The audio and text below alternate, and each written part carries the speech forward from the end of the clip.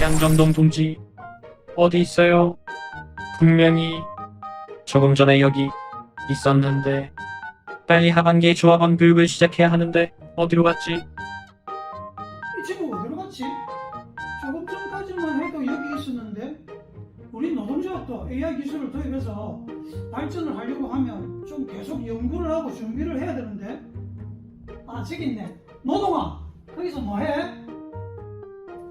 저는 양정동 동지를 찾고 있었습니다. 우리는 빨리 판매지의 하반기 조합원 교육을 준비해야 합니다. 아이고 그래 알았어.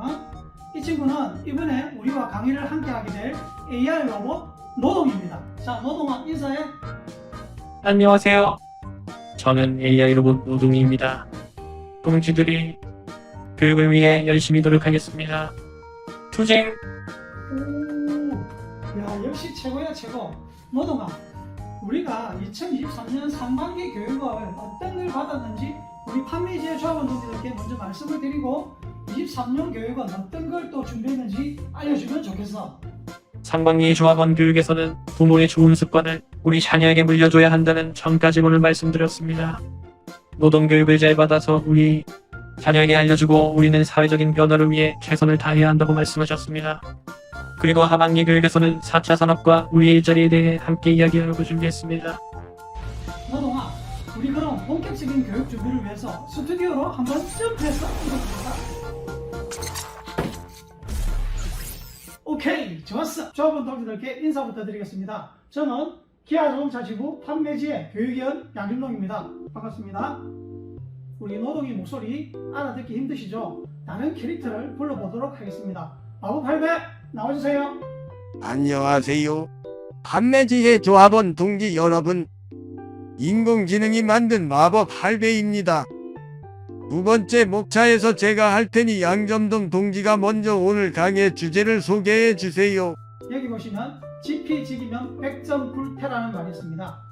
상대방을 알고 나를 알면 절대 위태롭지 않다는 말입니다. 여기서 말하는 상대방이라는 것은 우리 동지들이 잘 알고 계신 아주 친숙한 단어 4차 산업을 이야기하는 것입니다. 오늘 이 4차 산업에 대해서 우리 동지들과 함께 이야기를 해보도록 하겠습니다. 오늘 강의는 지금 보시는 것처럼 전체 6개의 목차로 준비가 되어져 있습니다. 그리고 첫 번째 목차로 들어가며 현재 우리는 인공지능 AI가 이끌고 있는 4차 산업시대를 살아가고 있습니다. 동지들, 인공지능이 어디까지 발전해 있는지 혹시 아시나요? 우리가 그냥 챗GPT라는 말들은 많이 이렇게 들어보셨을 텐데 오늘 여기 보시는 이런 이미지들과 동영상 또는 음성, 텍스트 이 모든 것들을 사실 AI 인공지능을 이용해서 만든 것들입니다.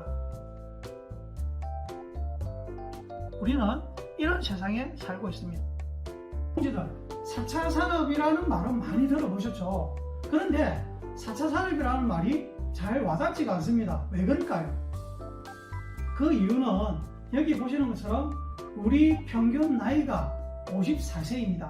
그리고 평균 근무 연수가 23.5년입니다. 그리고 컴퓨터에 대한 이해력이 중하입니다. 이런 상황 속에서 나이도 많다 보니 지금까지 우리가 해왔던 일들이 많이 고착화되어 있기 때문에 새로운 것을 받아들인다는 것은 사실 불가능합니다. 그러나 지금 우리가 4차 산업에 대해서 정확하게 알지 못하면 앞으로의 우리 미래가 많이 힘들어질 것 같습니다. 오늘은 4차 산업과 우리의 일자리의 상관관계에 대해서 동지들과 이야기를 해보겠습니다. 제가 동지들께 편하게 강의를 준비를 하지만 사실은 제가 부담이 되는 것 같습니다. 그래서 우리 동지들께 편안하게 강의에 임하시라고 4차 산업과 관계되는 그런 영상들을 준비해 봤습니다. 함께 보시겠습니다.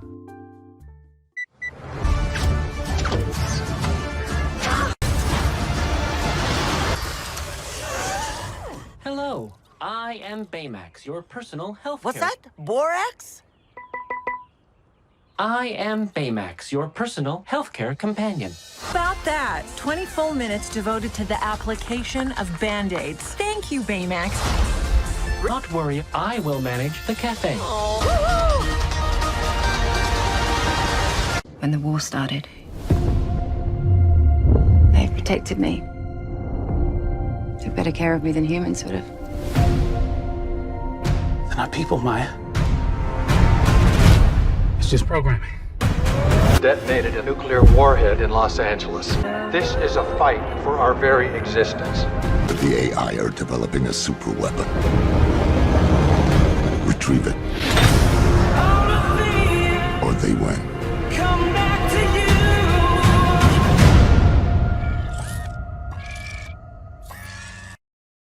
Trees are made of this. What is this place? I'm sorry to be the one to tell you this, but you got yourself killed. You're the first we've successfully managed to bring back. With the technology in your veins, you have an army inside you that will not only make you stronger, it will heal you instantly. Holy shit. Now tell me, do you remember anything? I'm gonna find the man who murdered my wife and kill him.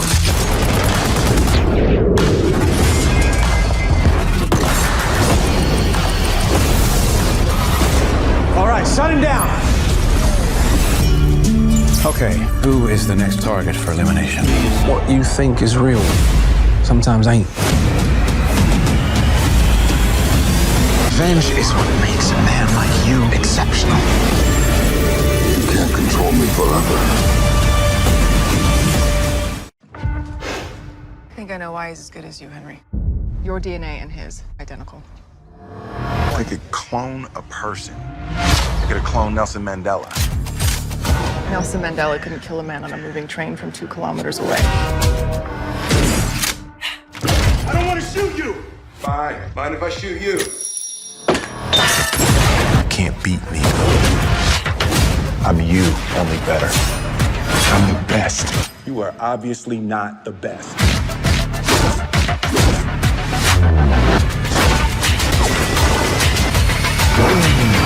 You had your time. It's my time now. 번째 목차, 산업혁명의 모든 것은 마법 할배인 제가 말씀을 드리겠습니다. 산업혁명의 모든 것을 알기 위해서는 먼저 산업혁명의 정의를 알아야 할 것 같습니다. 또 산업혁명이 일어날 때 사회에는 어떤 변화가 일어나는지 알아볼 겁니다. 그리고 산업혁명이 다 좋은 것만은 아니더라고요. 긍정적인 면이 있으면 부정적인 면이 있고 이게 세상이 이치인 것 같습니다. 그리고 1차부터 3차까지 산업혁명의 변천사에 대해 함께 알아봅시다. 산업혁명이라는 용어는 1844년 프리드리 엥겔스가 더 컨디션 오브 더 워킹 클래스 인 잉글랜드에서 처음 사용했습니다. 내부의 에너지가 축적되면 어느 순간 그것이 폭발하며 이전과는 전혀 다른 환경을 만든다는 것을 경제사회에서는 산업혁명이라고 부른답니다. 산업혁명의 주된 요소는 기술과 기계의 도입, 생산 방식의 혁신, 사회적 구조의 변화이며 기계화, 대량 생산, 자동화, 정보통신 기술 등 다양한 분야에서 산업혁명은 우리의 삶을 발전시키고 있습니다. 또한 산업혁명은 기존의 생산 경제 사회 구조를 변화시키는 역사적 변혁기이며 경제적 성장과 생산성 향상 외에도 사회적 문화적 변화를 유도합니다. 이번에는 산업혁명이 일으킨 사회적 변화 5가지를 요약해서 말씀을 드리겠습니다. 첫 번째는 노동환경 변화로 제조업과 같은 산업 분야에서 생산성이 증가하면서 노동조건, 근로기준, 노동자의 권리 등이 변화하였습니다. 두 번째는 산업혁명은 경제 성장과 발전을 이루어냈지만 동시에 소득과 재산에 대한 불평등 또한 증가하였습니다. 세 번째는 산업혁명 기간 동안 농촌 지역에서 도시로 이동하는 인구가 급증하며 도시 성장이 가속화되었습니다. 그리고 네 번째는 산업혁명으로 인해 가족 구조를 핵가족화시키고 여성의 사회 참여가 확대되며 여성의 사회적 지위가 향상되었습니다. 마지막 다섯 번째는 산업혁명으로 인해 기술 발전과 전문화가 요구되면서 교육 및 직업교육의 중요성이 높아지며 사회적 변화를 일으켰습니다. 이제 산업혁명의 양면성에 대해 동지들과 같이 알아보겠습니다. 산업혁명이라고 전부 다 좋은 것은 아닙니다. 좋은 것이 있으면 반드시 나쁜 것도 있게 마련입니다. 산업혁명이 가져온 긍정적인 영향이 있으면 부정적인 영향이 있다는 것입니다. 첫 번째는 산업혁명으로 인한 대량 생산기술과 글로벌화 덕분에 다양한 상품들이 시장에 출시되었습니다. 그러나 산업혁명 초기에 다양한 상품을 만들어 많은 이익을 취하기 위해 자본은 싼 임금을 주고 노동자들의 노동을 착취했습니다. 두 번째는 산업혁명을 통해 새로운 산업이 등장하면서 다양한 직종이 생겨났고 그에 따라 많은 일자리가 창출되었습니다. 하지만 일자리가 생겨나는 것은 좋으나 그에 반해 점점 기술과 정보의 쏠림 현상으로 경제적인 부의 불균형으로 인해 양극화가 점점 더 심해졌습니다. 세 번째는 기술과 서비스의 발전으로 인해 인류의 평균 수명과 삶의 질이 상승하면서 생활 수준이 향상되었습니다. 그에 반해 오늘 우리가 깊이 고민해봐야 하는 문제인데 인공지능과 로봇공학의 발전으로 인해 기존의 일자리가 줄어들어 일자리 위기가 발생하고 있습니다. 네 번째는 기계와 첨단 기술의 도입으로 생산성이 향상되었습니다. 그렇지만 대량 생산과 공장의 급증으로 대기 오염과 기후 변화로 환경 문제가 심각해졌습니다. 따라서 지속 가능한 성장과 기술의 발전을 이루어 나간다면 그것을 통한 반대 극부적인 것도 동시에 해결해 나가는 것이 중요합니다. 기아 판매지의 조합원 동지 여러분, 산업혁명의 정의와 산업혁명에 의한 사회적 변화와 산업혁명의 양면성에 대해 잘 이해가 되셨죠? 지금부터는 좀 더 세부적으로 1차부터 4차까지의 산업혁명에 대해서 먼저 알아보면 좋겠습니다. 1차 산업혁명은 기계화혁명이라고 하며 1784년 영국에서 증기기관이 발명되었던 시점을 말합니다. 증기기관은 생산 방식을 인간의 손에서 기계로 넘기는 결정적인 계기를 제공합니다. 이러한 변화 덕분에 노동 생산성은 전에 비해 2배에서 3배 이상 급증하게 됩니다. 2차 산업혁명을 다른 말로 대량 생산혁명이라고 합니다. 1870년경 전기를 활용한 대량 생산이 이루어진 시점을 말합니다. 이를 통해 철도 건설과 대규모 철강 생산 그리고 공장에 전력을 보급하고 컨베이어 벨트를 사용하여 대량 생산을 하는 등 광범위하게 퍼져있는 제조업 기계들이 발판이 되었습니다. 2차 산업혁명의 가장 큰 특징은 전기와 이를 기반으로 한 통신기술의 발달입니다. 3차 산업혁명은 지식정보혁명이라고 하며 20세기 후반 컴퓨터를 활용한 정보화, 자동화 생산 시스템의 등장 시점을 말합니다. 특히 1990년대 중반에 들어 정보통신과 신재생에너지 개발이 활성화되면서 3차 산업혁명은 가속화되었습니다. 이를 통해 전통적인 제조업 중심 시대는 끝나고 사회적 네트워크와 협업 등에 의한 새로운 시대가 예고되었습니다. 인터넷과 스마트 혁명으로 미국 주도의 글로벌 IT 기업이 부상했습니다. 동지들, 잘 지내셨죠? 상반기에 인사드린 단결 투쟁입니다. 투쟁, 지금부터는 제가 강의를 진행하겠습니다. 앞에 마법 할배보다는 제가 훨씬 낫겠죠? 강의 목차 세 번째 4차 산업혁명. 너는 누구냐? 에서는 4차 산업에 대해서 집중적으로 알아보겠습니다. 제일 먼저 4차 산업의 의미를 알아보겠습니다. 그리고 두 번째는 4차 산업의 핵심 기술에는 어떤 것이 있는지 알아보고 세 번째 4차 산업혁명의 작동 원리를 살펴보겠습니다.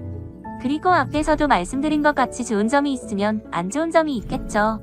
그래서 네 번째 4차 산업혁명의 피해 사례를 알아보겠습니다. 강의가 지루하면 안 되겠죠. 잠시 쉬어가는 시간으로 앞에서 본 것처럼 영화 속에 적용된 4차 산업은 무엇이 있는지 보시겠습니다.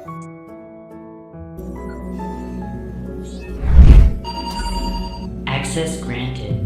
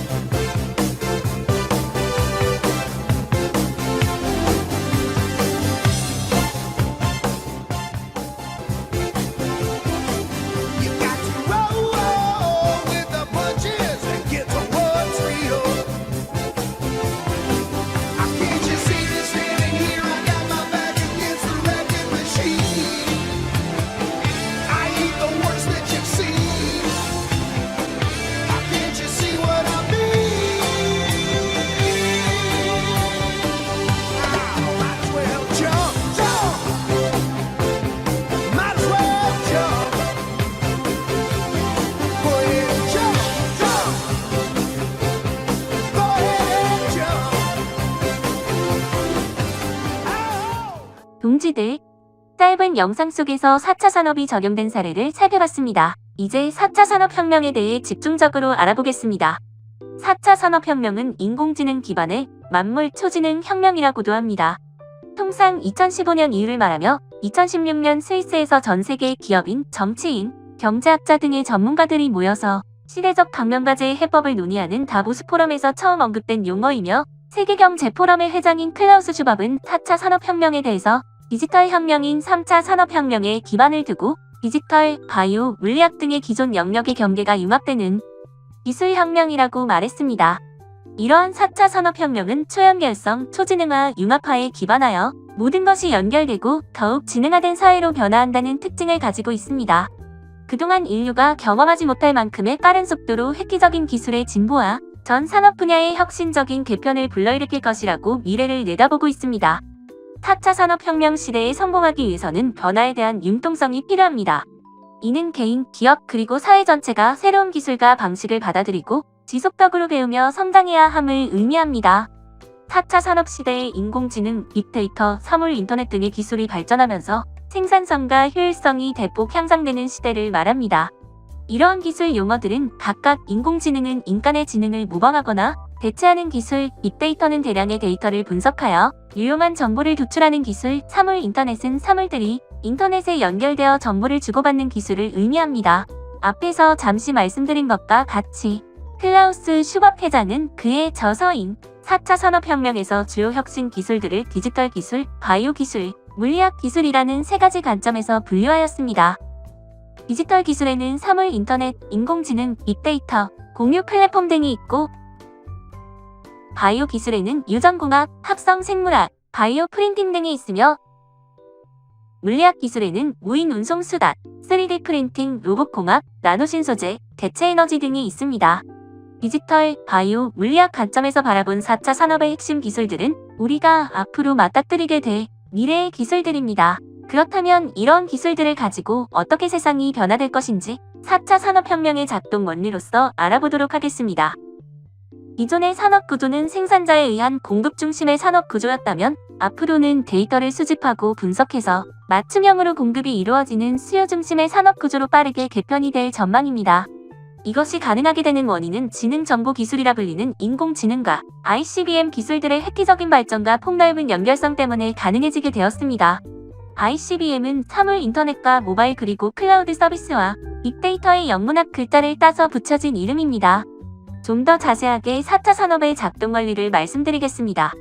사물 인터넷과 모바일을 통해 모든 사물과 인간으로부터 생성되는 데이터를 수집하게 되고 이렇게 수집된 데이터들은 클라우드와 빅데이터를 통해서 데이터의 축적과 분석이 이루어지게 됩니다. 최종적으로는 인지, 학습, 추론의 과정을 통한 인공지능을 통해 데이터의 판단과 결정을 하게 되고 여기서 나온 결과값을 가지고 새로운 가치인 신비즈니스 모델을 창출하게 됩니다. 4차 산업혁명은 많은 혜택을 가져다 주지만 동시에 여러 문제점과 피해 사례도 발생하고 있습니다.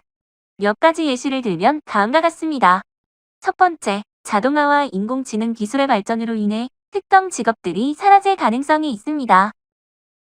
두 번째, 디지털 기술의 발전은 개인정보와 데이터 보호에 대한 심각한 문제를 일으킵니다.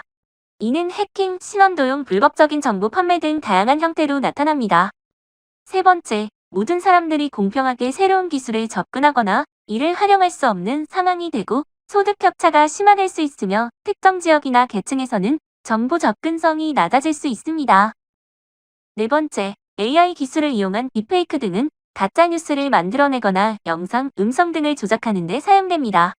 이런 방식으로 만들어진 정보는 사회적 혼란을 얘기하거나 개인의 명예를 훼손하는 등 다양한 문제를 일으킬 수 있습니다. 다섯 번째, AI와 로봇공학의 발전으로 생긴 기계 윤리 관련 문제도 중요합니다. 예를 들어 자율주행 차량에서 충돌 상황 시 어떻게 판단할 것인가, AI가 어느 정도까지 결정권을 가질 수 있는가 등의 문제가 제기되고 있습니다. 제조업이나 운송업 등에서 로봇이나 자동화 시스템이 인간의 일자리를 대체하는 경우가 이미 보고되고 있습니다. 현재 우리의 생활 속에서 4차 산업이 우리에게 주는 피해 사례를 뉴스를 통해 같이 보겠습니다. 생성형 AI가 급속도로 확산하면서 일하는 방식에도 일대 변혁을 예고하고 있는데요. 최근 폴란드에서는 AI 로봇 CEO까지 등장했습니다. 앞으로 기업과 일자리의 미래가 어떻게 변화할지 가늠해 볼 수 있는 대목입니다. 최영주 기자입니다. 최근 폴란드의 한 음료 회사는 생성형 AI 로봇 미카를 최고 경영자로 임명했습니다. 미카는 팀원들과 회의를 주재하는가 하면 전략 마케팅 기획까지 두루 맡고 있습니다. Well, as a robot CEO, I don't really have weekends. I'm always on 24/7, ready to make executive decisions and stir up some AI magic. 미카는 개인적 편견을 배제한 채 광범위한 데이터 분석에 의존해 전략적 결정을 내립니다. 하지만 CEO의 고유 권한인 인사권은 주어지지 않았습니다. There is no concern like artificial intelligence could hire or fire somebody. It's still the major decisions, significant decisions are still in human executive team hands. 이 같은 생성형 AI의 등장으로 향후 5년에서 10년 내 기업들의 일하는 방식도 바뀔 것이라고 전문가들은 전망합니다. 일각에선 AI가 일자리를 빼앗을 것이란 우려도 나오지만 정작 로봇들은 그런 일은 없을 것이라고 말합니다. Do you think we should be excited or scared? That's a difficult question. I think it depends on how they are used and what purpose they serve. I will be working alongside humans to provide assistance and support, and will not be replacing any existing jobs. 전문가들의 관측은 엇갈립니다. 세계경제포럼은 새로운 기술로 인해 오는 2027년까지 일자리 1,400만 개가 순감할 것으로 내다봤습니다. 반면 골드만삭스는 전 세계 기업 절반이 AI를 도입하면 향후 10년간 글로벌 GDP가 7%, 7조 달러 증가할 것으로 추산했습니다. 새 일자리 창출과 생산성 향상으로 세계 경제가 더 빠르게 성장한다는 전망입니다. 생성형 AI가 바꿔놓을 미래가 어떤 모습일지 현재로서는 가늠하기 어렵지만 기회와 위협이 공존하는 건 분명해 보입니다. YTN 최영주입니다. 4차 산업혁명의 피해 사례까지 살펴보았습니다. 이제 네 번째 목차 4차 산업혁명에 의한 변화에 대해서 알아보겠습니다. 지금부터 말씀드리는 것은 우리 노동조합과 판매 노동자에게 좀 더 실질적인 이야기가 될 수 있을 것 같습니다. 첫 번째, 4차 산업혁명의 국가별 이름과 특징을 보겠습니다. 두 번째, 4차 산업혁명의 국가별 활성화 방안을 알아보겠습니다. 그리고 세 번째, 4차 산업시대, 고객의 자동차 구입 방식의 변화와 네 번째, 회사의 자동차 판매 방식의 변화를 같이 보도록 하겠습니다. 먼저 국가별 4차 산업의 이름과 특징을 알아보겠습니다. 영국은 4차 산업혁명의 명칭을 인더스트리 4.0으로 했습니다. 그 특징은 인공지능과 자동화 기술 활용, 제조 업무의 자동화를 추구합니다. 독일은 인더스트리 4.0으로 명칭하고 그 특징은 사물 인터넷 기술과 네트워크 혁신을 바탕으로 생산성 향상을 목표로 하고 있습니다. 프랑스는 라프렌치 테크로 명칭하고 스타트업 회사와 캠퍼스 이노베이션을 이용한 혁신적인 생태계를 구현하는 것을 도모하고 있습니다. 이탈리아는 인더스트리 4.0으로 명칭하고 로보스틱 분야에 강점을 두고 스마트 제조와 높은 기술 수준을 유지하려 하고 있습니다. 미국은 인더스트리 4.0으로 명칭하고 인공지능과 자동화 기술을 활용하여 빅데이터 분석 및 사물 인터넷 분야를 이끌어 가려고 합니다. 중국은 메이드 인 차이나 2025로 명칭하고 지능형 제조와 기술력을 바탕으로 경제 구조 조정을 목표로 하고 있습니다. 또한 한국은 스마트 팩토리로 명칭하고 스마트 제조를 바탕으로 생산성 극대화 및 경쟁력 강화를 추구하고 있습니다. 일본은 소사이어티 5.0으로 명칭하고 사람 중심의 스마트 시티 개발하고 문화, 미디어, 먹거리, 관광 산업 혁신을 목표로 하고 있습니다. 인도는 디지털 인디아라고 명칭하고 디지털 서비스의 다양성과 연결성을 확대하고 스마트 시티 개발을 목표로 하고 있습니다. 이처럼 나라별 4차 산업으로 경제 발전의 동력으로 삼아서 국가의 위상을 높이려 노력하고 있습니다. 하지만 앞에 나온 뉴스의 내용처럼 인공지능이 탑재된 로봇에게 인간의 일자리를 빼앗길 수밖에 없습니다. 4차 산업혁명은 전 세계적으로 진행되고 있는 거대한 변화입니다. 각 국가는 이러한 변화에 대응하기 위해 다양한 정책과 전략을 추진하고 있습니다. 이러한 국가별 공통점을 이해함으로써 4차 산업혁명에 대응하는 데 도움이 될 수 있습니다. 4차 산업혁명에 대응하는 국가별 공통점을 알아봅시다. 4차 산업혁명의 핵심은 첨단 기술의 혁신입니다. 각 국가는 인공지능, 로봇, 사물인터넷, 빅데이터 등 첨단 기술에 대한 연구개발을 확대하고 있습니다. 4차 산업혁명은 기존의 산업구조와 사회구조를 근본적으로 변화시킬 것으로 예상됩니다. 새로운 기술과 산업에 적응할 수 있는 인재를 양성하는 것이 중요합니다. 각 국가는 4차 산업혁명에 필요한 인재 양성을 위해 교육 정책을 강화하고 있습니다. 4차 산업혁명은 기존의 산업 규제와 충돌할 수 있는 요소를 포함하고 있습니다. 따라서 각 국가는 4차 산업혁명의 발전을 저해하는 규제를 개혁하고 있습니다. 이외에도 각 국가는 4차 산업혁명에 대응하기 위해 다음과 같은 정책과 전략을 추진하고 있습니다. 4차 산업혁명의 첨단 기술에 대한 연구 개발과 투자를 확대해야 합니다. 4차 산업혁명은 국가 간 협력을 해야 하는 분야가 많습니다. 각 국가는 4차 산업혁명 분야에서의 협력을 강화하고 있습니다.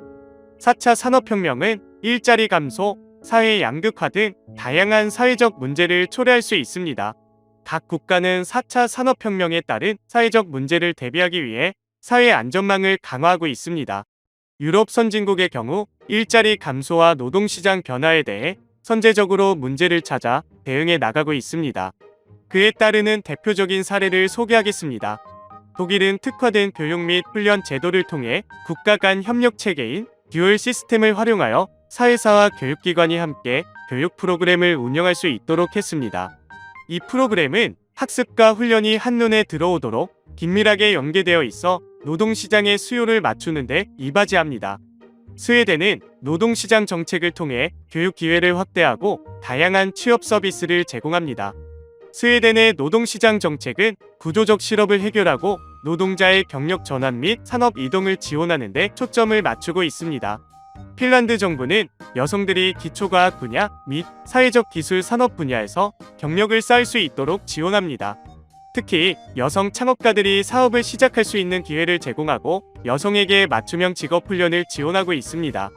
네덜란드는 시간당 급여를 지급하거나 단시간 근무 등과 같은 유연한 노동 조건을 도입하여 여러 형태의 고용을 촉진하고 있습니다. 이러한 정책 덕분에 신산업에 대한 노동 수요를 다양한 방법으로 충족시킬 수 있습니다. 덴마크는 노동시장에 재진입하거나 다른 업종으로 전환을 원하는 노동자들에게 특별한 지원 프로그램을 제공합니다. 이에는 훈련과 교육 프로그램, 정기적인 직업 상담, 재취업 지원 등이 포함되어 있습니다. 이처럼 유럽 선진국들은 다양한 대책을 통해 4차 산업 발전으로 노동시장 변화에 피해를 보는 노동자들을 지원하고 있습니다. 반대로 이야기하면 4차 산업 시대의 노동자들을 지원하지 않으면 사회가 심각한 문제에 빠진다는 것을 반증하는 것입니다. 나라별 특성에 맞춘 교육, 훈련 프로그램, 사회적 대화, 정부 및 사회사 간 협력 등 다양한 방법을 활용하여 노동자들의 취업과 일자리 적응을 도울 수 있도록 노력하고 있습니다. 이렇게 전 세계의 국가는 4차 산업을 통해 급속도로 변화하고 있습니다. 그 결과 고객들도 자동차를 구매하는 방식이 변하고 있습니다. 8가지 정도로 요약해 봤는데 제가 말씀을 드리면 동지들도 동의가 될 것입니다. 첫 번째가 디지털 플랫폼과 온라인 검색을 통해 자동차에 대한 정보를 얻고 온라인 검색과 자동차 웹사이트를 활용하여 다양한 옵션을 비교하고 가격을 조사합니다. 두 번째는 자동차 제조사 웹사이트의 가상 전시장을 통해 차량의 내부와 외부를 자세히 볼 수 있습니다. 세 번째는 온라인으로 자동차 견적을 요청하고 구매 프로세스를 이용하여 몇 번의 클릭만으로 자동차를 주문하고 구매하는 것이 가능해졌습니다. 네 번째는 스마트폰과 같은 모바일을 활용해서 자동차를 구매하기 위해 견적을 받고 시승을 예약하며 자금 계획을 세울 수 있게 되었습니다. 또한 스마트폰 앱으로 차량 유지 보수 및 서비스 일정에 대한 정보를 받을 수 있게 되었습니다. 다섯 번째는 영업사원 대신 소셜미디어를 통해 자동차 구매에 대한 의견을 묻습니다. 여섯 번째는 차량을 소유하는 대신 차량을 구독하거나 카 쉐어링 서비스를 활용합니다.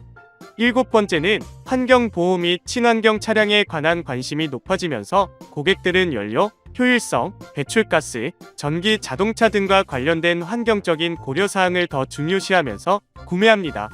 마지막 여덟 번째는 온라인 리뷰 평가를 보고 이를 고려해서 차 구매를 결정합니다. 제가 장황하게 설명을 드렸지만 한마디로 영업사원이 필요 없는 디지털화 고객 중심으로 구매 방식이 바뀌었다는 것입니다. 고객의 구매 방식의 변화가 친숙하다는 생각이 드시죠? 그 이유는 현재 우리의 영업 환경이 4차 산업 시대로 넘어가는 출발선에 있기 때문입니다. 지금 보실 영상은 4차 산업 시대 고객의 차량 구입 방식에 대해 회사가 발빠르게 대응해서 만든 영상입니다. 함께 보시겠습니다. 기업과 개인이 공유하는 친환경 모빌리티 솔루션. 위블비즈와 함께라면 당신의 비즈니스 이동이 스마트해집니다.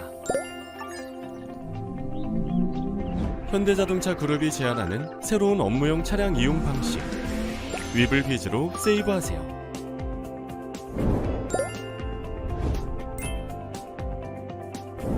사용하지 않는 시간에도 발생하는 고정비. 이제는 위블비즈의 토탈 솔루션으로 차량, 정비, 충전까지 사용한 만큼만 지불하고 비용을 세이브하세요.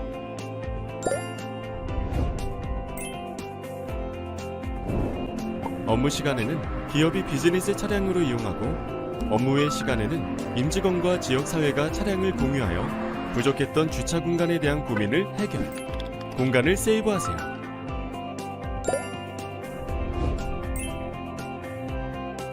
위블비즈 전용 모바일 앱과 관리자 웹을 통해 스마트폰 하나로 차량 예약부터 픽업, 반납을 쉽고 편하게. 관리자 시스템으로 업무용 차량 이용 관리를 효율적으로. 시간을 세이브하세요.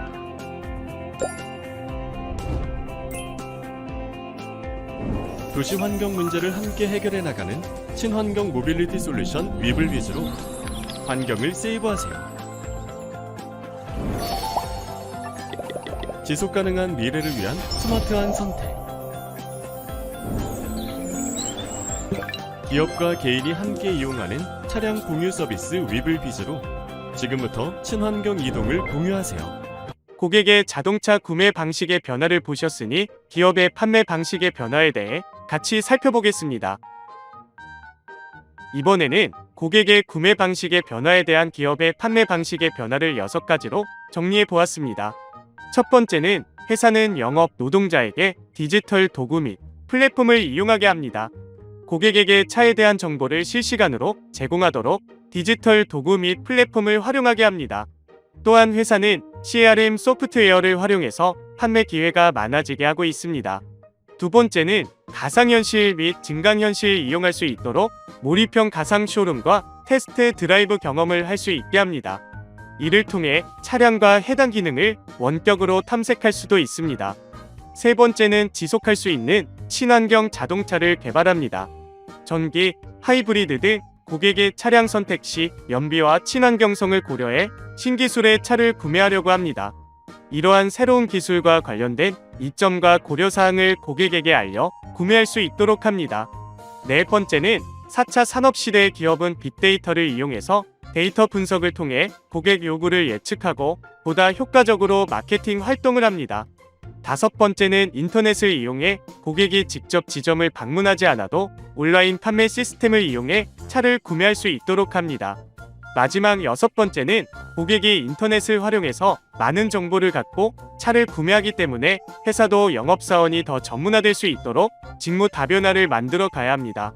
이는 완전 월급제가 반드시 전제되어야 합니다. 보통 큐레이터라고 하면 미술관에서 작품 설명해주는 직업 떠올리실 텐데요.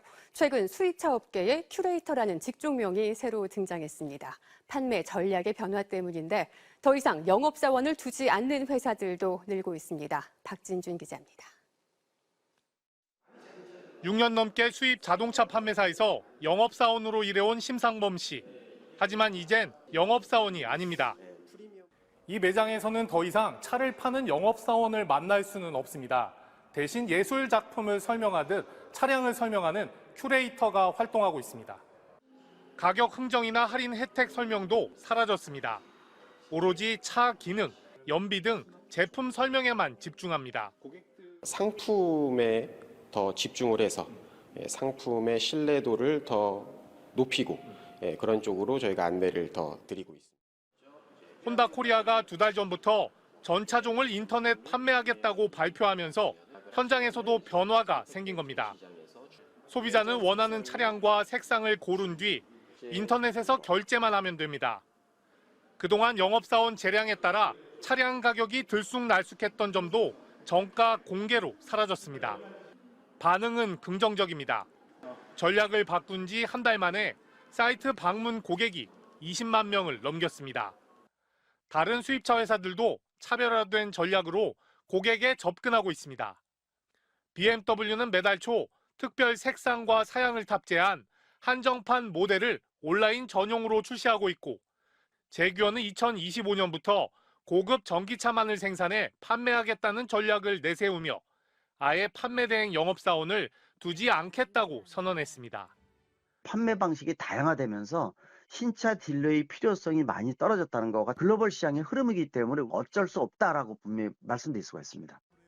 코로나19 이후 소비자들이 비대면 거래에 익숙해진 것도 이런 변화를 가속화하고 있습니다. 쉐보레 역시 전기차 모델인 볼트를 온라인으로 판매하기 시작했고, 현대차 기아는 앞서 시범적으로 캐스퍼 차량을 온라인 전용으로 4만 대 넘게 판매했습니다.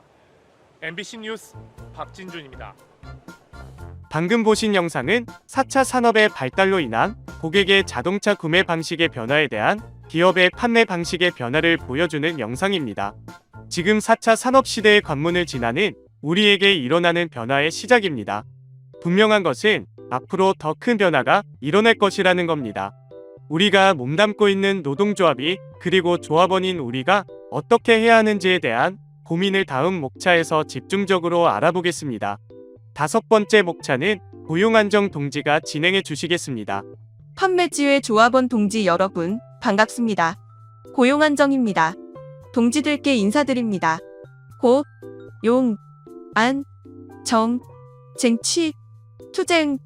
이제 다섯 번째 목차, 앞으로의 대처 방안에 대해 같이 보시겠습니다. 4차 산업혁명의 대처는 노동조합과 노동자만 준비해야 하는 것이 아닙니다. 서로의 이해 관계가 다른 국가와 회사도 4차 산업의 관문을 지나고 있는 시점에서 풀어야 할 숙제가 있습니다. 어떤 숙제가 있고 어떻게 해결해 나가야 하는지에 대한 대처 방안을 함께 알아보겠습니다.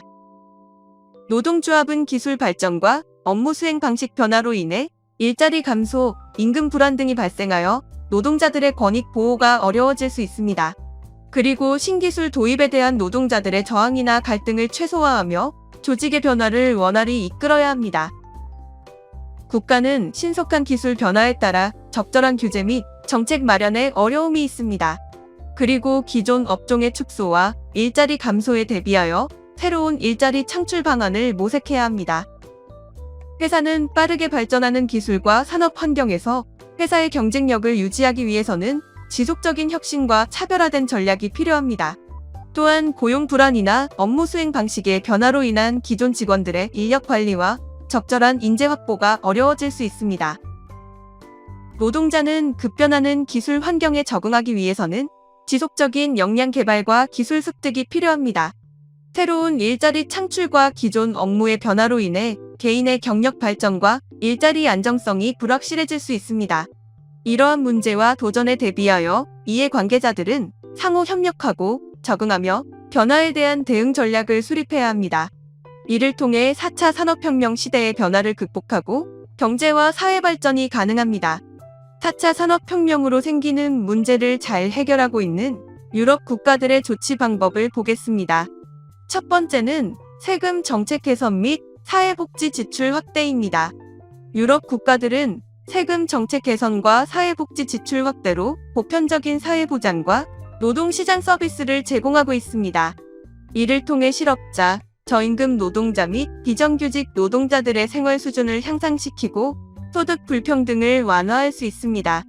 두 번째는 회사와 노동자 간 이익 분배 개선입니다. 일부 유럽 국가들은 회사의 수익이 고용 창출과 안정적인 노동시장에 반영되도록 조세 정책을 개선하거나 이익 공유 및 지분 공유 스킴을 도입함으로써 회사와 노동자 사이의 이익 분배를 균형 있게 조정하려고 노력하고 있습니다. 그리고 세 번째는 노동자들의 평생학습 지원입니다. 유럽의 여러 국가는 노동시장 변화에 대응하고자 평생학습을 적극 도입하여 새로운 산업으로의 이동을 촉진할 수 있게 하고 있습니다.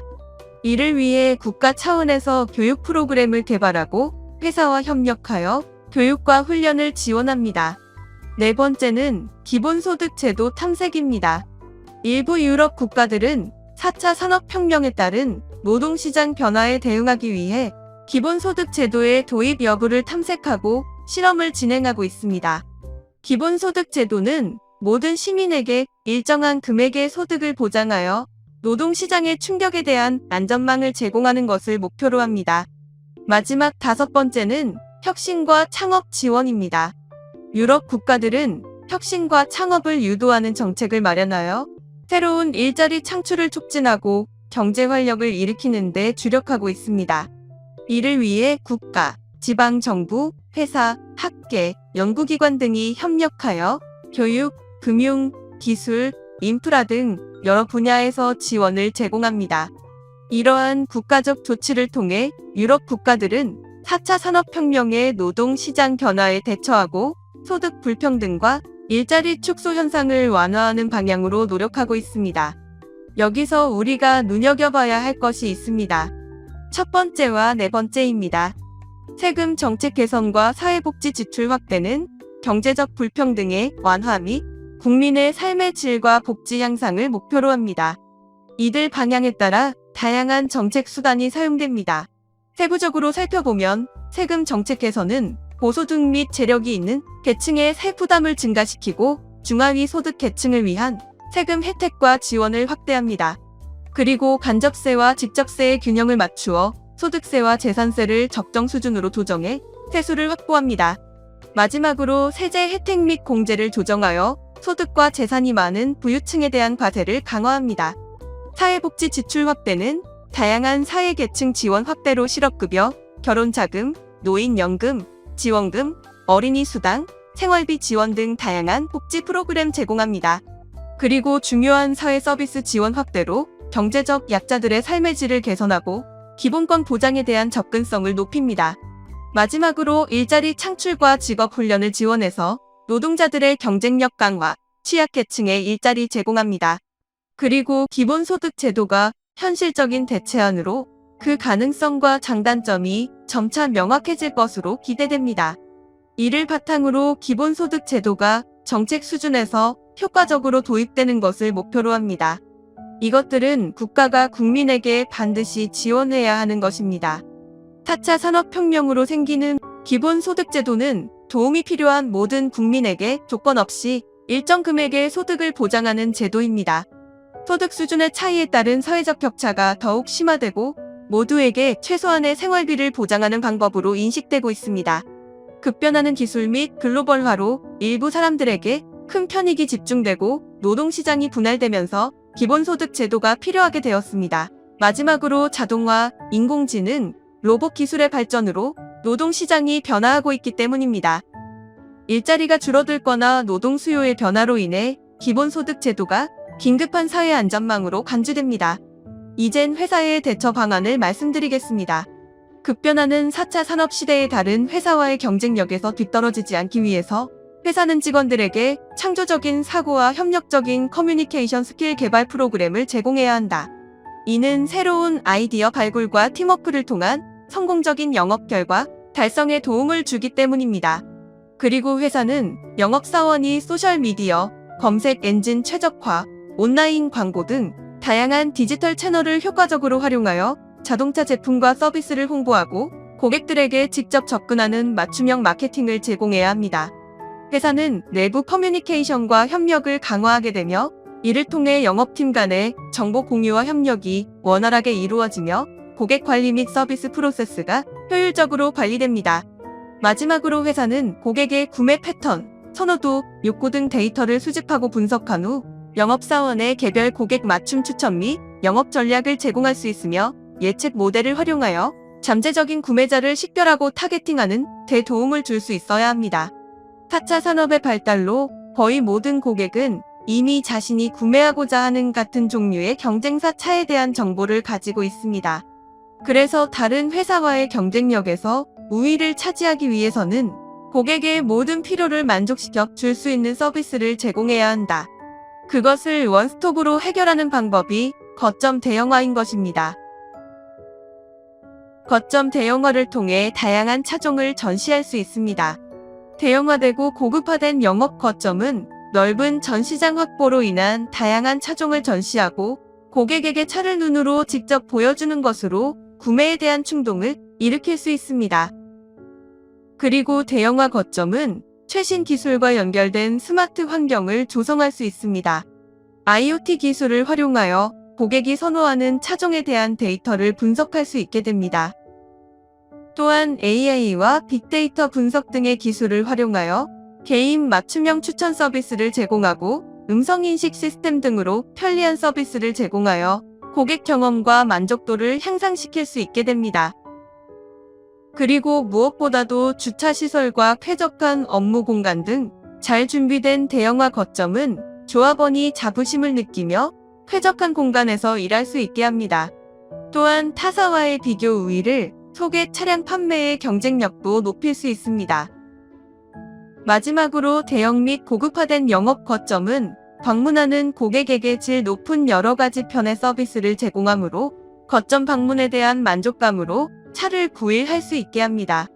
그렇기 때문에 향후 거점 대형화가 될 때 직무 다각화와 완전 월급제까지 고려해야 하는 상황 속에 장기발전위원회의 역할이 너무 중요할 것으로 생각됩니다. 다음은 4차 산업시대의 노동조합이 해야 할 일중 조합원의 이익에 대한 부분을 알아보겠습니다. 회사 내에서의 이익과 부의 분배를 공정하게 하는 것을 노동조합은 목표로 해야 합니다. 이를 통해 노동자의 가치 창조에 대한 보상이 증가하고 회사의 성장과 수익이 노동자에게도 돌아갈 수 있도록 해야 합니다. 이익 공유 제도는 회사의 수익 중 일정 부분을 노동자에게 보상 형태로 돌려주는 방식으로 연말 보너스와 같은 형태로 지급이 된다. 노동조합은 회사의 성과에 따라 노동자들이 추가적인 성과금을 받을 수 있도록 해야 합니다. 노동조합은 회사가 노동자에게 사내 주식을 배분하거나 할인 가격으로 주식을 매입할 수 있도록 기회를 제공하게 해야 합니다. 이를 통해 노동자들이 회사 성과에 더 적극적으로 참여할 수 있고 회사의 발전에 대한 이익을 직접적으로 나눌 수 있게 됩니다. 노동조합은 회사가 노동자에게 보임금을 지급하고 노동 조건을 개선할 수 있도록 해야 합니다. 이로써 경제적 이익을 더 평등하게 나눌 수 있습니다. 노동자들의 경제적 안정감을 높여 노동 생산성을 높이고 최저임금 인상과 같은 정부 정책을 유도할 수도 있게 됩니다. 노동자 이사 제도는 노동자가 회사의 결정 과정에 참여할 수 있게 하여 높은 수준의 이익 분배를 이룰 수 있게 하는 것을 말합니다. 노동자 대표가 이사회에 참가하여 회사의 의사결정 과정에 영향을 줄 수 있습니다. 이를 통해 회사와 노동자 간 이익 분배 개선을 이룰 수 있게 됩니다. 포드와 GM 등 미국의 자동차 회사 노조가 전면 파업에 들어갔습니다. 노조는 앞으로 4년에 걸쳐서 임금을 40% 인상해달라 요구하는 반면 사측은 20% 인상을 고수하고 있습니다. 그런데 여기서 이 파업에 대한 바이든 미국 대통령의 발언을 한번 좀 보겠습니다. 그간 자동차 회사들이 낸 기록적인 이익은 노동자들의 기술과 희생 덕분이었지만 경영진은 수익을 공정하게 배분하지 않았다. 나는 노동자들의 권리를 존중하고 지지한다라고 밝혔습니다.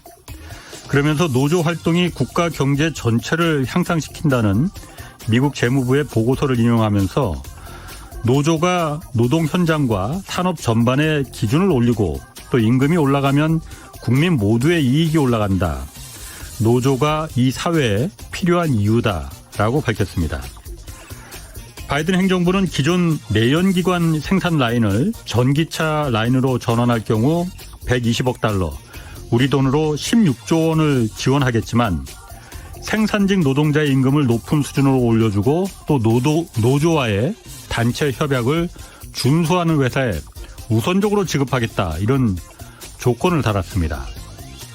정부의 정책이 어느 계층의 입장에 서서 결정되느냐에 따라서 그 정부가 포용적이냐 아니면 착취적인 정부냐, 이렇게 갈라지는 겁니다.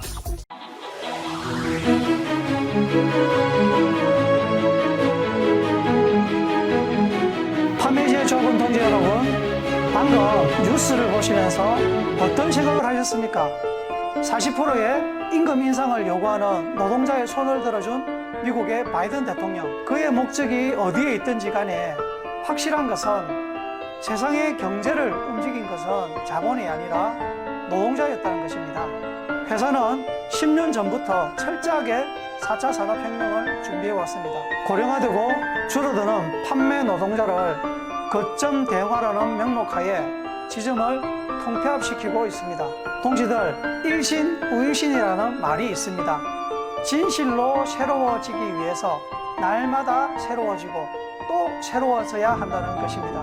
우리가 쟁취하기 위해서는 날마다 투쟁하고 또 투쟁을 해야 한다는 것입니다. 그러나 투쟁은 결코 어려운 것이 아닙니다.